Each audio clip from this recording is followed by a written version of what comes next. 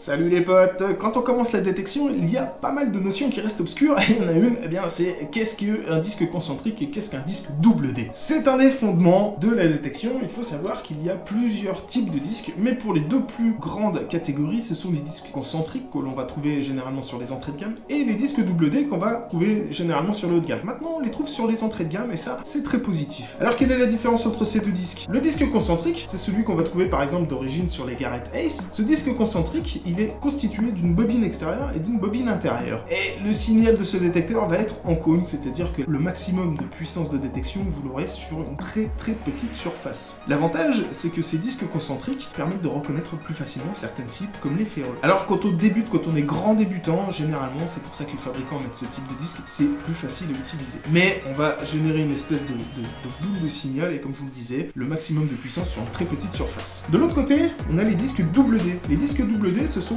deux bobines qui se croisent, et ces disques double D, plutôt que de générer un signal en forme de cône, ça va être une lame entre les deux bobines. Alors le signal s'élargit évidemment, le signal est un petit peu moins précis dans certaines conditions sur le disque double D, par contre il est beaucoup moins sensible aux effets de sol. Évidemment, le signal est lancé sur une plus petite surface et donc moins sensible aux perturbations. Il va être plus sélectif également, et c'est très intéressant d'utiliser un disque double D, et puis la puissance de détection est disponible sur la totalité de la surface du disque, sa longueur. Ça va vous faire gagner du temps. Pourquoi? Parce que avec un disque concentrique, eh bien, il va falloir que je repasse mon balayage sur les 3/4 du disque pour couvrir un maximum de surface. Sinon, évidemment, il y a une petite partie de la surface qui n'est pas détectée ou pas détectée correctement. Le disque double D, lui, eh bien, je n'aurai qu'à repasser sur une toute petite partie du disque et je suis sûr de couvrir la totalité de la surface que j'aurai détectée. On gagne du temps, on gagne de la précision, on gagne de la profondeur. Si vous ne devez avoir qu'un seul disque sur votre détecteur, je vous conseille un disque double D, particulièrement si vous utilisez des détecteurs comme les Garrett Ace par exemple, ou les entrées de gamme de chez Technetics,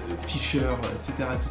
Préférez un disque double D, vous aurez de meilleures performances et de meilleurs résultats. Et ça, c'est quand même plutôt sympa. Alors, j'ai certainement oublié de répondre à plein de vos questions, les potes, sur ces deux disques, mais si vous avez des questions, posez-les dans les commentaires ou rejoignez-nous sur Facebook pour échanger avec les autres utilisateurs de la communauté. Et moi, c'est là-dessus que je vous quitte, les potes, après que vous ayez laissé un like, un petit abonnement et un petit commentaire, bien sûr.